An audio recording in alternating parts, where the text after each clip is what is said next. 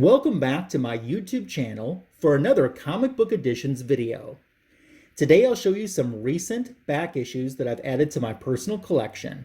Plus we'll take care of some new subscriber shoutouts as well. I'm so glad that you're here for today's video. And we get the book started with DCeased, A Good Day to Die, issue number 1. This is the Carrie Andrews variant. I had attempted to buy this book maybe about a year or a year and a half ago, and the place I ordered it from forgot to send me this book with my order. So I contacted them, but instead of just sending me the copy they forgot, they just credited my account the money back. I think it's probably because it would have been cheaper to do that than to ship this book separately.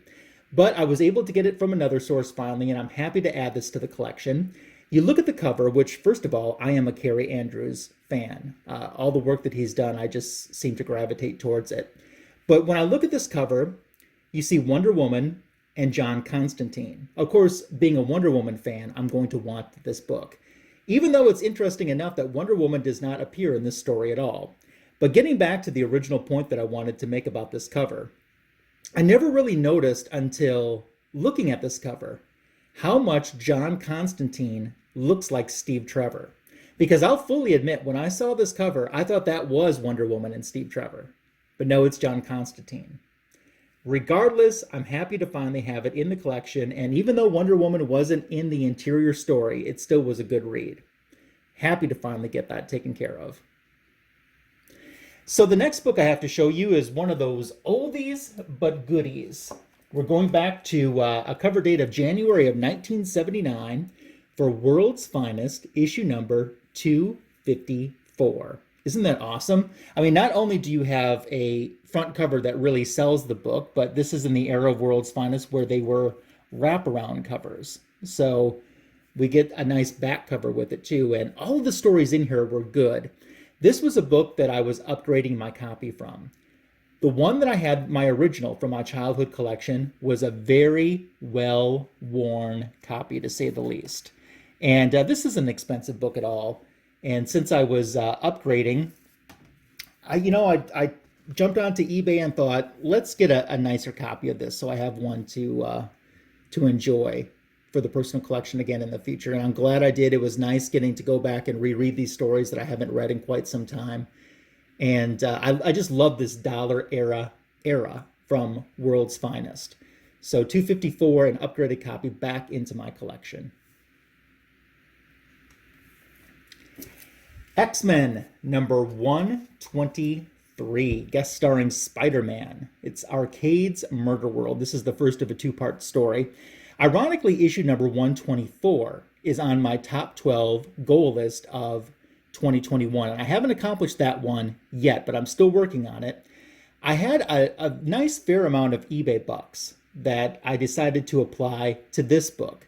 Because once I deducted those eBay bucks, which was quite larger than what they normally are, but once I deducted those eBay bucks, I got this book for a steal of a price. I didn't have to throw in too much of my own money for it. And I'm really happy with the condition that it's in as well. I want to make sure to remind you, because I've talked about it in other videos too, that John's Comics with Kids and No Good Comics, they host an Omni X-Men show.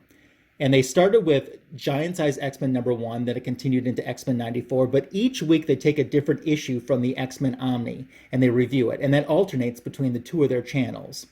Well, coming up in just a few weeks now, as long as nothing doesn't change schedule-wise, I think it's going to be the June 15th show. I will be a special guest on that. And we'll be reviewing X-Men number 130, which is the first appearance of Dazzler. And I've been in the chats for these shows for so long, and they've invited me to be on, but I've been waiting for a book that really just grabbed me, and I'm excited to be part of X-Men 130 for the Omni X-Men. So look for that. As I said, right now it should be scheduled for June 15th, so it's just a couple weeks away. It's going to be a good time, and I have a nice shirt I'm going to debut on that show, too. I haven't worn it on camera yet, so that will be a lot of fun, and I'm really looking forward to that. If you haven't caught that, we have a great time in the chat, too. And it's like my own personal little book club is kind of how I consider it, because, you know, just reading along to these great X-Men stories from the Claremont Byrne run.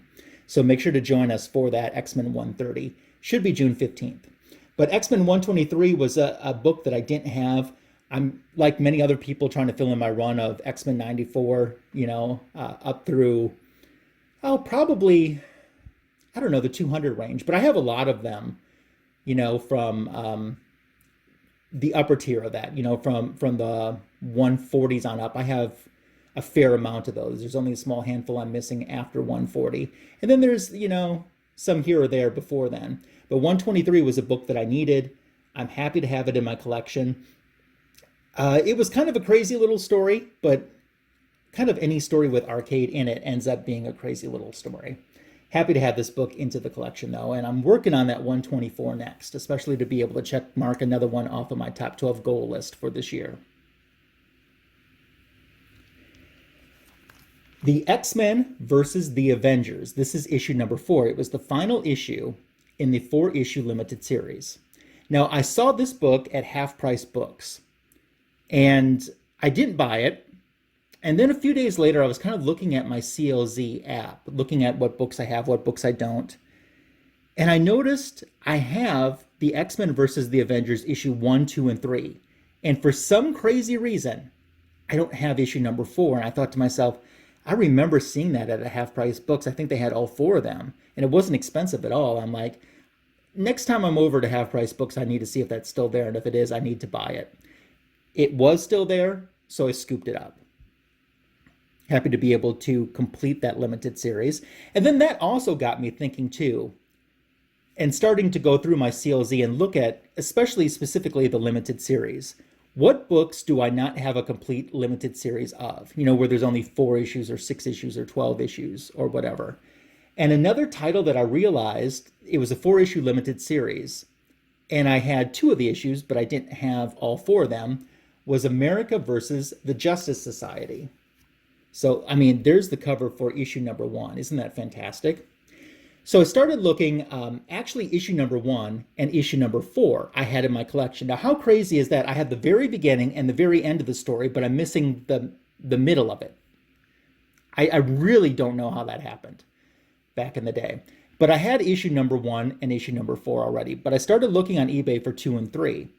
And as I was looking on eBay, I started to realize that it was cheaper to buy a lot of issue 1 through 4 than it was just to buy issue number 2 and issue number 3 separately. So that's what I ended up doing. And I've been rereading the story. It's very wordy, but it's very good. Here you see issue number 2, as I bought all together in one lot of the 4 issues. Issue number 3, which I didn't have before. And of course, issue number 4 to wrap up the series. What's nice about these books too, they have wraparound covers too. I'll jump back here for a second and show you, here's the back of issue number 2. So, but all of them have nice Justice Society back covers too. So that's pretty cool. I really like that cover for issue number 3 a lot.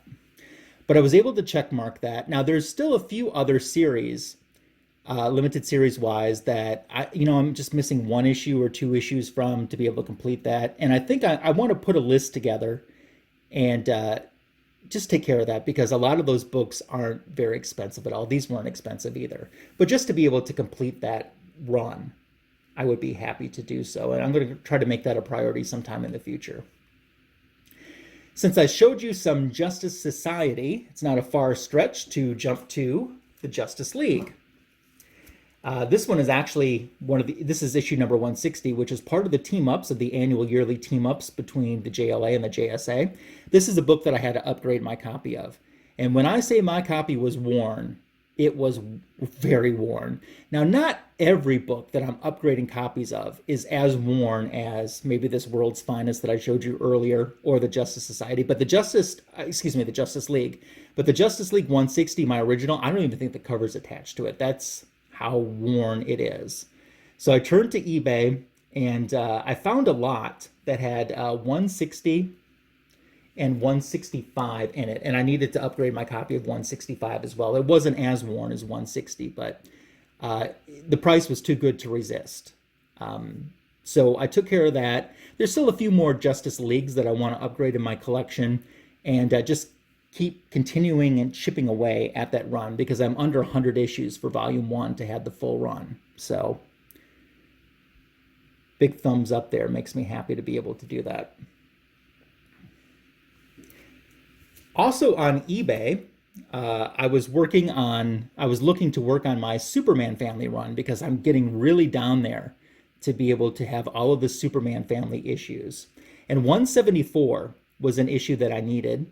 And I was searching eBay and I found it at a really good price. And shipping wasn't that much either. And I thought, yeah, I'm going to get that. But I wanted to look at the seller's other auctions to see if he had anything else, maybe some more Superman families that I needed. He didn't have Superman families, but there were some Super Friends comic books that he had that I was interested in. I had the full run of Super Friends, but once again, a lot of those I want to upgrade my copies of. And issue number 21 is an example of one that I wanted to upgrade my copy of. I love that cover. I remember actually buying this cover when it was brand new and getting it at the supermarket. And of course, you know, being a Wonder Woman fan, I've got 2 Wonder Woman right on the cover of that issue. And I remember the excitement of seeing that, and I couldn't resist that. And it was fun rereading that story too, because I hadn't reread it in decades. So that was a lot of fun. Another Super Friends that I needed was issue number 16. Nice to have an upgraded copy. My original has like a little chunk gone from this area down here. And one more Super Friends that I picked up from the same seller to upgrade was issue number 15. Got to stop those meteors or Paradise Island is doomed. I love it. So before we wrap up today's Comic Book Editions video, let's give a shout out to some new and recent subscribers to my channel. I always like to recognize these folks and hope that you'll head over to their YouTube channel and subscribe to them as we continue to build and grow this community. Hazel Dan 1216 is a recent subscriber to my channel. I also would like to thank Tessa is a Nerd. You might be familiar with her from Instagram, but she has a YouTube channel as well. And Tessa gave away an awesome prize that my friend Comics for Thomas won. If you didn't see that video, you should head over to his channel and watch it because it was quite the prize that Thomas won from Tessa. I also would like to thank Rebels, Reptiles, and Games, who has subscribed to my YouTube channel, and BTC Moon Guy. They are all new and recent subscribers to my channel. We're in the past 450. We're well past 450, so we're headed to 500. Couldn't do it without folks like this. And as I've mentioned in a previous video, Super Russ 9000 made subscribing to my channel to help grow the community as part of a giveaway that he had. And Metarog did the same thing, included my channel as well. You know, that you need to subscribe to me to help build my channel as part of building and growing the comic book community. And I want to thank those folks, Metarog and Super Russ, for thinking enough of me to want to include my channel in that. And special hello if you've come and are a recent subscriber and came from those recommendations or contest entries from Super Russ 9000 and or Metarog. It's great to have you here. Please leave me a comment below. Let me know what you thought about my latest Comic Book Editions haul that I showed in this video. Let me know if you have any of these books, if you're looking for any of these. I'd love to dialogue with you about any and all things in the comment section below. Wouldn't hurt my feelings if you give this video a thumbs up.